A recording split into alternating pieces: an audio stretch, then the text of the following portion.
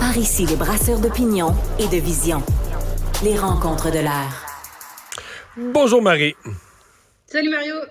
Alors, sondage léger, le journal TVA. Est-ce que la CAQ est capable de renverser la tendance? Quand même des tendances lourdes, là, quand ça commence à descendre plusieurs sondages de suite et que tous les indicateurs sont à la baisse. Là. Taux de satisfaction, confiance envers le chef, appui dans les votes au parti. Il n'y a aucun indicateur qui résiste. Là, tout part en vrille vers le bas. Comment on redresse ça? Bien, c'est ça la grande question, parce qu'au-delà du fait que c'est le pire sondage depuis l'entrée au pouvoir de M. Legault, le pire sondage pour M. Legault, mais le pire sondage pour la CAQ également. Puis on voit, il y a une tendance à la baisse, mais comme tu dis, quand ce genre de mouvement-là débute, généralement, ça n'arrête pas.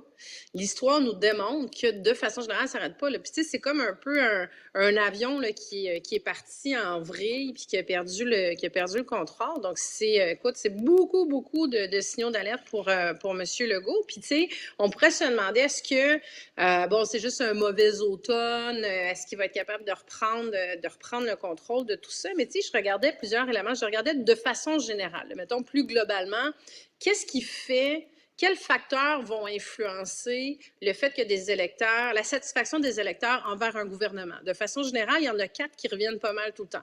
Il y a la transparence du gouvernement. Là, est-ce que j'ai besoin de te nommer le mot troisième lien qui a fait très, très, très mal? Puis ça, c'est un des éléments qui commence à effriter la satisfaction, mais aussi la perte de confiance. Donc là, ça, c'est un enjeu. La capacité à prendre des décisions pour résoudre des problèmes puis pour répondre aux besoins de la population. Ça, même chose, là, on a tous les enjeux, la SAQ, on a vu des gens qui se sont évanouis dans des postes de SAQ. Tu as tout l'enjeu de l'inflation, du coût de la vie, du coût de l'épicerie. Ça fait plusieurs mois qu'on en parle, la crise du logement, puis on sent pas qu'ils sont en contrôle de tous ces besoins de la population. Tu en as 2 autres. Le troisième, la performance économique. Ça va pas bien au Québec, là. On parle de la performance économique est excellente. Non, mais ouais, la performance économique est quand même solide. On n'a pas vu ça depuis un demi-siècle. Que le Québec, par exemple, a un taux de chômage en bas du Canada. On n'a pas connu ça de notre vivant. La performance économique, c'est une des choses qui est là. Le rattrapage avec l'Ontario étant même engagé. C'est le niveau... Il y a des éléments qui vont bien, mais ça reste que... C'est juste qu'on vit l'inflation comme les autres. Là. Fait que là, les gens, eux autres, ce qu'ils voient, c'est le prix, c'est l'immédiat, c'est le prix de l'épicerie, c'est...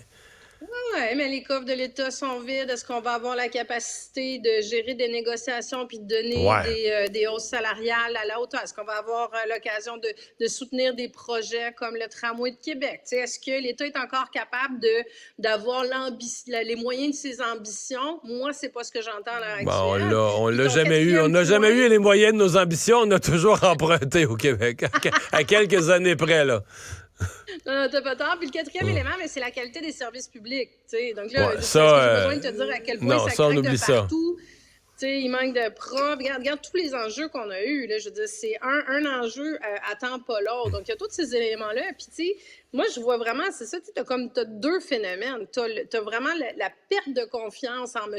Legault, qui était un peu le... Tu sais, les gens l'aimaient, là. Les gens l'aimaient quand il est arrivé en 2018, là. C'était comme, les gens étaient tannés du gouvernement Couillard, étaient tannés, tu sais, c'était l'arrogance de M. Couillard, les 15 ans du Parti libéral du Québec. C'est ça qui revenait beaucoup. Puis les gens avaient besoin de mon oncle François un peu, là. Puis il disait les choses comme elles sont, puis il y avait quelque chose de rassurant.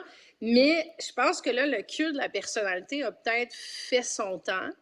De toute évidence, il y a tous ces éléments-là qui sont venus jouer sur la confiance. Puis l'autre partie, c'est que, tu sais, pourquoi Paul Saint-Pierre Plamondon est en train de monter comme ça? Tu sais, comme on se disait hier, là, je veux dire, le défi il y a 1 an, c'était de dire son nom puis son prénom dans le bon sens, là, tu sais. Puis il était à 2 écoute, comme tu sais, il y a 2 des gens qui disaient qu'il ferait un bon premier ministre, alors que là, il est devant M. Legault. Tu sais, c'est fulgurant.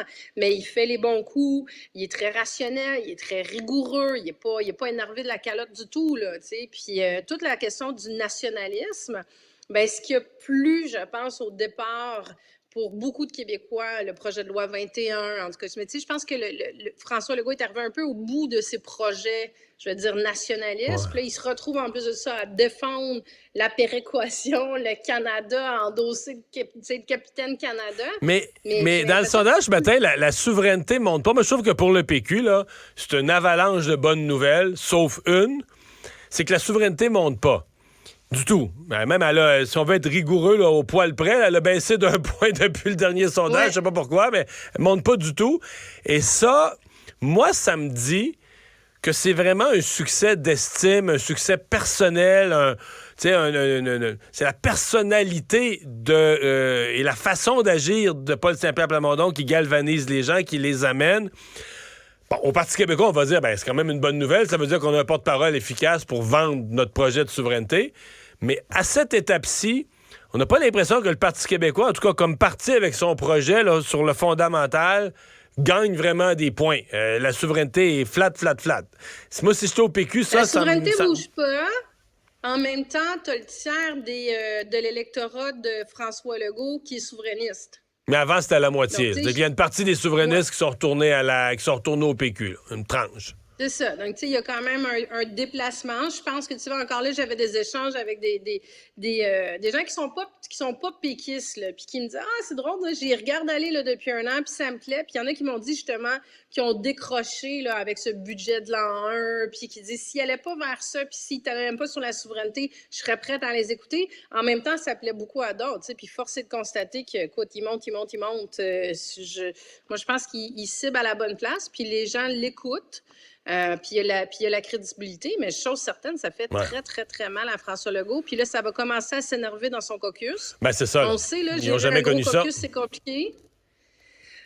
Oui, puis un deuxième mandat, c'est difficile. Puis, tu sais, autant les gens, les députés, joignent le rang dans un premier mandat, puis tu dis, c'est bon, le capitaine, il nous dit d'aller là, on s'en va là. François Legault nous dit, tourne à gauche, on tourne à gauche, je suis pas ministre, pas grave, mon tour viendra. On le savait que dans un deuxième mandat, ça allait être plus difficile. François Legault l'avait dit dans son discours quand il a été réélu en disant, là, il va falloir que mes troupes se tiennent, puis on va laver notre linge sale entre nous, puis passer à la place publique. Tu sais, il avait passé beaucoup de messages à son caucus, mais là, c'est sûr que ça va commencer. Il va commencer à avoir encore plus de dissensions. Les gens qui sont insatisfaits vont se mettre à parler. Ça va être. Il reste 3 ans avant la prochaine élection. Ça va être compliqué pour François Legault. Mais c'est pas exclu, c'est-à-dire que il y a des rumeurs qu'il y a des gens qui prévoient ne pas finir leur mandat aussi à la CAQ, là, des ministres, etc. Ça, moi, je regardais aujourd'hui, puis je regardais lesquels compter, là. C'est d'autres élections partielles perdues, là, moins d'un miracle. Là, c'est des élections partielles que la CAQ s'en va perdre. C'est que tu perds un gros joueur, tu perds un ministre, puis là, tu perds son comté 3-4 mois après. Avec ça fait des... C'est comme des mauvaises nouvelles qui sont déjà programmées sur ton chemin. C'est une boule de neige, tu sais. C'est un peu ça. C'est ça le danger. Tu perds un comté qui devient péquiste, puis là, il y a encore plus d'intérêt pour le PQ. Puis c'est pour ça que la descente, elle peut être inarrêtable. Jusqu'au jour où le PQ va connaître ses propres difficultés. Parce que quand même, le PQ est parti de bas. Là, c'est une montée sans trop d'anicroche. C'est une montée parfaite de 14 mois. Mais j'ai déjà connu ça, moi, personnellement, des bonnes années, là, des années où tout va bien. Puis des fois, l'année d'après, c'est pas aussi beau. Parlons du tramway de Québec. Je vais t'entendre là-dessus. Parce que le maire Marchand, ce matin, a fait son cri du cœur. A dit, le diable est aux vaches. Il n'y a plus de consortium qui veut faire notre projet. Les banquiers leur ont dit non. Ça allait coûter 12-13 milliards. Mais il dit, moi, je reprends le projet sur mes épaules comme ville. J'en deviens le maître d'œuvre. Ce que le privé allait réaliser pour 12-13 milliards, moi, je vais le réaliser pour 8,4. Mais là, j'ai besoin du gouvernement du Québec. Qu'est-ce que tu fais avec ça si t'es ministre des Transports de la CAQ? Je dois avouer, moi, là... Je sais pas, tu sais, j'étais plus pour le tramway, mais je me disais ce matin, si moi j'étais le ministre des Transports du gouvernement, là, je dis de la CAQ ou d'un autre parti, mais si j'étais ministre des Transports, sincèrement, là, j'aurais jamais été aussi indécis. Est-ce que tu mets tous ces milliards dans un projet avec un coup de dé du maire? Est-ce que si tu recules, là, tu perds des années à redéfinir un nouveau projet, retourner aux planches à dessin, tu perds des années? Je sais pas c'est quoi la bonne réponse. Tu perds l'argent fédéral, probablement. Tu perds potentiellement aussi, l'argent du fédéral, t'as raison. Ah, c'est compliqué. C'est pour ça que Bruno Marchand, écoute, il veut sauver son projet, là. Tu sais, je vais le couper en plusieurs morceaux, on va le faire en plusieurs phases. Il essaie, Ouais. je sais pas s'il essaie même de se convaincre lui-même, tu sais, mais en quelque part, tu sais, bon, oui, il dit 8,4 milliards entre toi et moi. Est-ce que ça va être ça le chiffre à la fin? Une fois que, tu sais, je veux dire, on sait comment les projets amplifient, là, j'ai un doute sur ce Ouais. niveau-là. Tu sais, j'ai regardé Geneviève Guilbeault. Tu sais, oui, la balle elle revient au gouvernement Legault, elle est complètement dans son camp, mais tu sais, ils ont une hésitation, ils sont pas là. Tu sais, je regardais Mme Guilbeault, elle a eu une mêlée de presse aujourd'hui, puis sa réponse c'est, ouais, je veux pas paraphraser M. Marchand, j'ai pas écouté son point de presse, j'étais dans Non, une j'étais en réunion rencontre, pendant j'ai qu'il faisait entendu son ça. point de presse. Mais là, elle dit Come on! vouloir. Ouais. Mais là, elle dit vouloir faire une rencontre au sommet. Elle a dit là. Parce que là, si je me trompe pas, il y a une date critique. Là. C'est-à-dire que je pense que c'est le 9 novembre que dans le contrat d'Alstom, là, pas pour les rails, pas pour les trains, là, le contrat des trains, la pénalité, présentement, si Québec se retire, la pénalité est minime. Je pense que c'est 5 milliards. Mais si on dépasse le 9 novembre, je pense que la pénalité, elle passe de 5 à 100 milliards. C'est Éric Duhem qui me disait ça aujourd'hui. Donc, dans un sens ou dans l'autre, on peut pas traîner la décision parce qu'on va rentrer dans une zone de pénalité plus importante. C'est que la CAQ va devoir se brancher vite, là. Non, oui, puis Geneviève Guilbeault, en même temps, tu vois, elle le répète, elle dit Québec a besoin d'un projet de transport collectif structurant. Ça, là-dessus, là, écoute, il n'y a pas d'ambiguïté.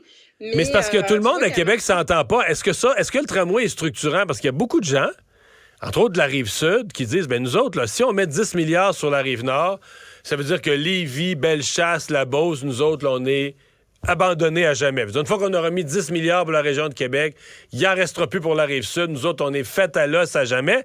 Puis ça, la Rive-Sud de Québec, c'est 8 comtés. La CAQ a les 8, peut pas se permettre de les perdre. Fait qu'est-ce que tu donnes 10 milliards à Québec, à la Rive-Nord, puis tu dis à la Rive-Sud, bye-bye, vous tombez dans l'oubli? Mais c'est pas un projet qui fait l'unité. Puis encore aujourd'hui, tu vois, je parlais à des gens de Québec là, qui sont pro-tramway. Là. Puis aujourd'hui, ils m'ont dit on commence à décrocher. On commence à décrocher du projet parce que financièrement, il faut prendre des décisions responsables. Ils se posaient des questions sur le tracé. Donc, il y a plein de questions qui se posent. Mais en même temps, pour en revenir à la décision politique, bien, ça reste que tu as 53 % de la population qui est plutôt contre le projet. Là, tu as M. Legault puis la CAQ qui viennent d'avoir un sondage qui est catastrophique. Donc, est-ce que tu te gouvernes en fonction de l'appui ou pas à un projet? En même temps, s'ils vont pas de l'avant, il y a plein de gens qui vont être insatisfaits aussi parce que c'est seule ville au Canada de plus de 500 000 personnes qui n'a pas de projet structurant. Donc, il faut quelque chose à avancer. On n'a plus de temps, mais entre toi et moi, tu sais, la population, c'est pas toujours 100% rationnel. Les gens regardent une chose, mais mettons qu'on dit on y va pas, on le fait pas le projet, puis que le fédéral prend l'argent de Québec, mettons 3 milliards, puis il le donne, je te donne un exemple, le donne à Vancouver en janvier prochain. Toronto. Ouais. Les gens de Québec vont dire, ben, tabarouette, là, on perd notre argent. Donc, tu sais, c'est délicat de tous les côtés et on aura des occasions. On va faire des insatisfaits dans tout, à moins d'arriver avec un nouveau projet, ce qui n'est pas possible en si peu de temps. Parce qu'il prendrait beaucoup de temps, c'est ça. Hey, merci, Marie, à demain. À demain, Mario.